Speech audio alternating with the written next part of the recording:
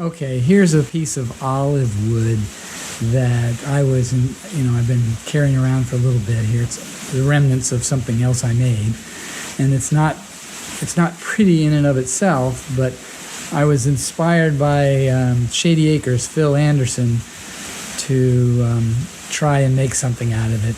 And I'll link to the video that he had. That's the one that was the inspiration. And we'll see how it turns out. It's a very odd shaped. I'm sinking in so I can put my woodworm screw in this side. The board is relatively short. I didn't actually measure it. It's 4 inches tall and about 7.5 inches wide, and let's say 15 inches long.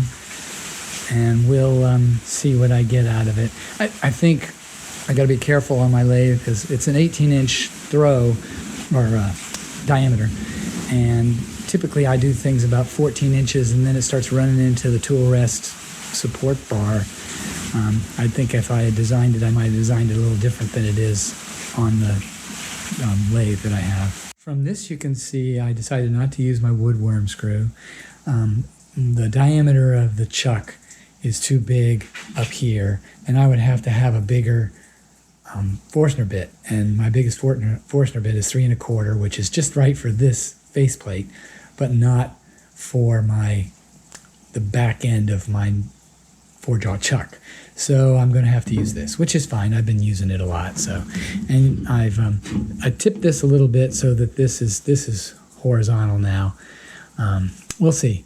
And then you turn this over. That's what the bottom looks like. I'm still not sure what exactly I'm going to do with whether I'm going to be able to put the 4-jaw chuck. I'm going to smooth everything out and look at it and decide if I can put the 4-jaw chuck on this side. I might have to go to a bigger 4-jaw chuck and have an odd size for this because the chuck it can't land in that hole. But in any case, and also like I commented on the last part of the video, I can measure.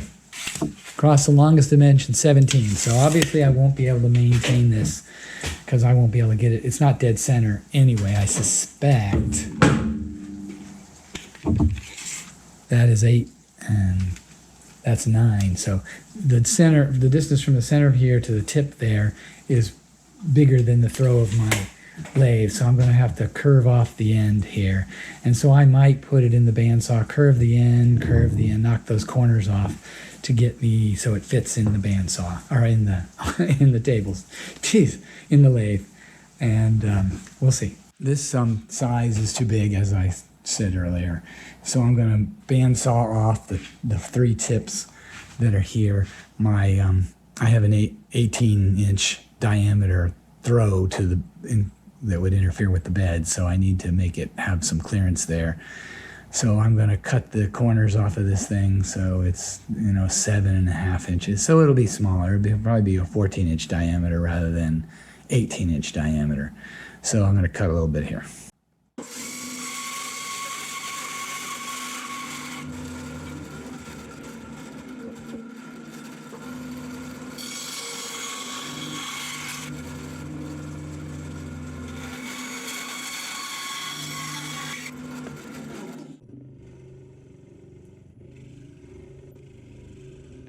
So I drilled this down to a depth that my wooden nickel will go there, as well as I think that's what I wanted to do. Hopefully it's going to turn out okay. So I kept changing my mind on what I was going to do. So I'm going to use my smallest 4-jaw chuck in mortise. So I've got to make a little slope here. This is straight in from a drill. I've got to make whatever the bevel is of those. I'll probably lose some of this stuff as I go, but I had to get it in far enough to get where I had some grip here, because I've got this whole side. So at least two of the 4 will be pushing out and 1 will be pushing over here. So it should be pretty, and it's coming together. It's not tangent or not parallel to each other, so it should hold pretty well. So the 4-jaw chuck is mounted now. Looks like it'll work out. This jaw is not really doing anything, but the other three are. These seem kind of shallow. Oh, well, this I'm actually not even seeing it here. It's really internal, but down in there, there's only one jaw that's not doing anything. So I'm using the swept back bowl gouge 1/2 inch. I bought a new one now, so a bigger one, so I can do this more quickly. But it worked out fairly nice here. It's tapered up or beveled up. This is the bottom, so it's beveled up. You can see the foot. I do like the way this video works, that you can't see that when you're turning it, but it looks like the tool's not touching the part most of the time. But you see wood chips flying, and it does cut it away.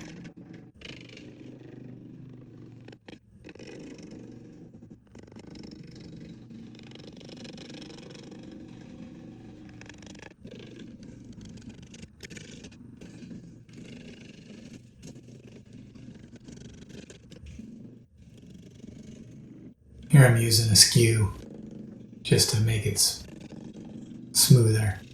It's 1 inch, I think. Here I'm using my carbide tips. This olive is very hard, so it really wears the tools.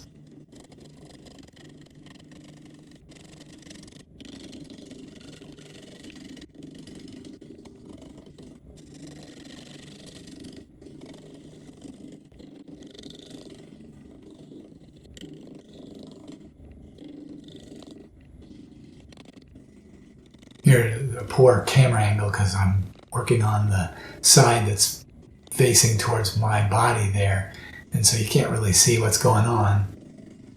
You can see wood chips flying, but you can't really see what but I'm basically rounding off the ends.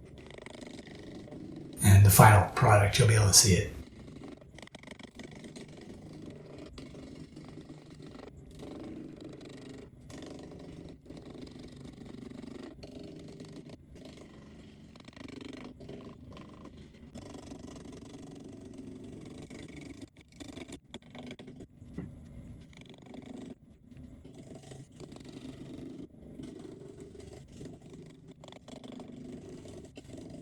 The other thing about the video is it always looks like or often looks like the wood is rotating the wrong direction because of just the timing of the slow motion. Or the time lapse.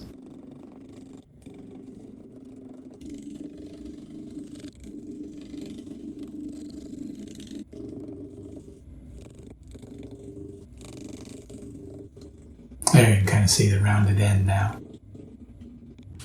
I used a grinding wheel here to clean out some of the loose stuff, round off the corners of things where it was pretty hard. I didn't want to use the Sandoflex everywhere.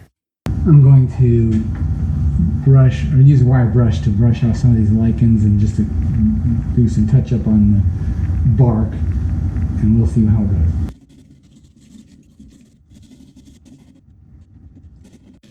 I do like the Sandoflex. It really does a good job of knocking and smoothing the bark. I left the bark everywhere it was on the part. I didn't take any off on purpose. You'll see it covers most of the part.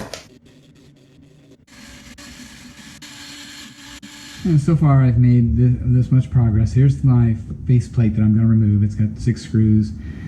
This is going to be the top of the bowl. I've got the 4-jaw chuck attached into a mortise inside. I've got the surfaces tipped up a little bit. There's a foot running around right here, and then this olive has a lot of bug pads in it. The wood was very fragile, so I lost a bit of it, but it still has that unique characteristic on the bottom. The top is mostly bark, but I'm going to dish this out. I haven't decided exactly what's going to happen. We'll see. I can't make it.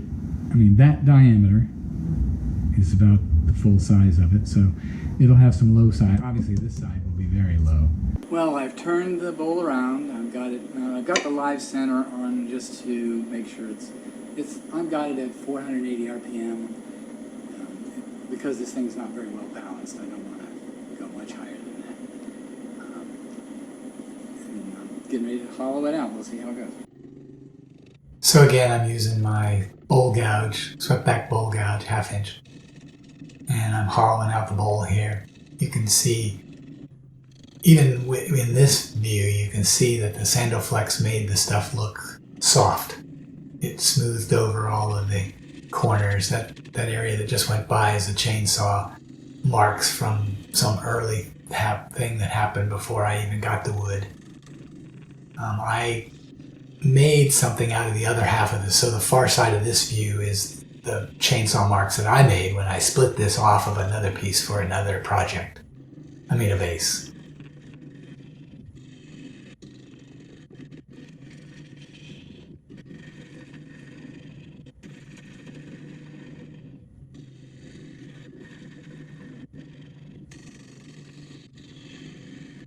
Yeah, I can dish out quite a bit more. Yeah, it looks, you can see it pretty well. I want to get where there's actually a little bit of a side on this side.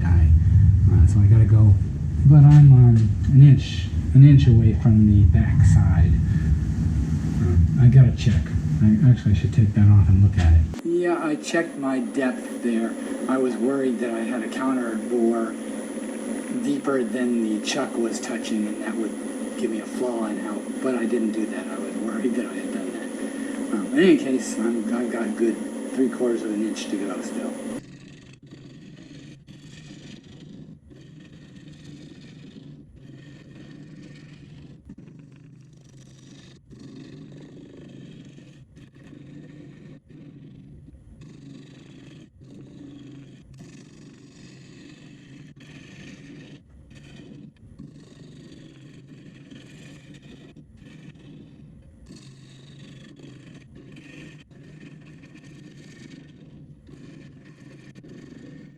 I haven't been looking in this area. This is only a 1/2 inch of thickness through here. I think most everywhere else is going to be thicker. And that's not much more, so I can't really go quite as deep as I wanted to. I might be able to go another 1/4 inch, maybe. That's over half.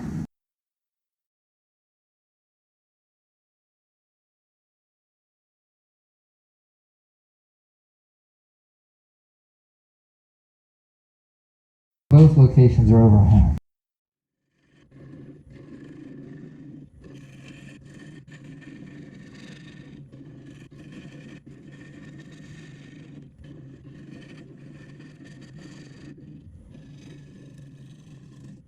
Here am I using my 1 inch, or I was using my 1 inch round end scraper to nicely smooth it out.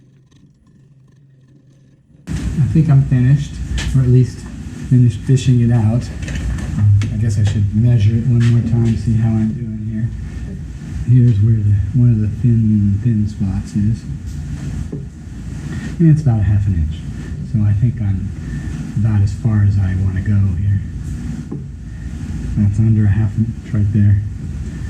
So I guess I could make it a little wider, but if I did, it would tend to dish this down farther and this down farther, so I think I'm good. I just gotta sand it now.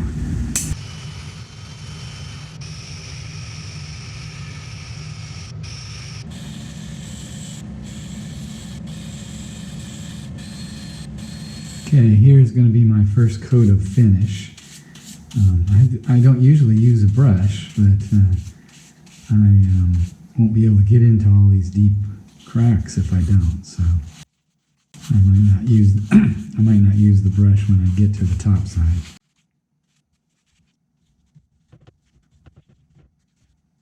So it looks pretty good. We'll see how it turns out. It's hard to get to since it's so awkward shaped, but it does seem to be looking pretty good. Again, it's olive wood, so it has those light and dark grain features.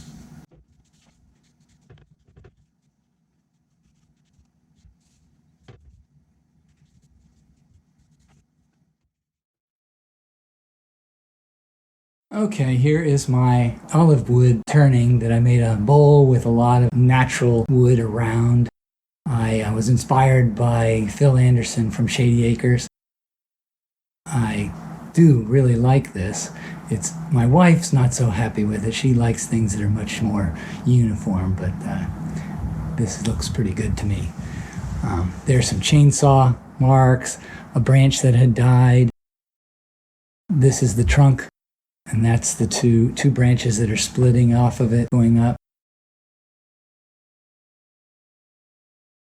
So let me turn it over, just so we can look at the bottom. This had some bug workings in here that had some very fragile wood. When I used the Sandoflex, it broke some of it off, but in general, it looks pretty nice. It's sanded out really nice. You can see I've got this beveled up a little bit. This is my foot right here. You can see there's quite a bit of space where it's lost, but it's sufficient enough. It's more than half, so it's gonna hold the bowl nicely.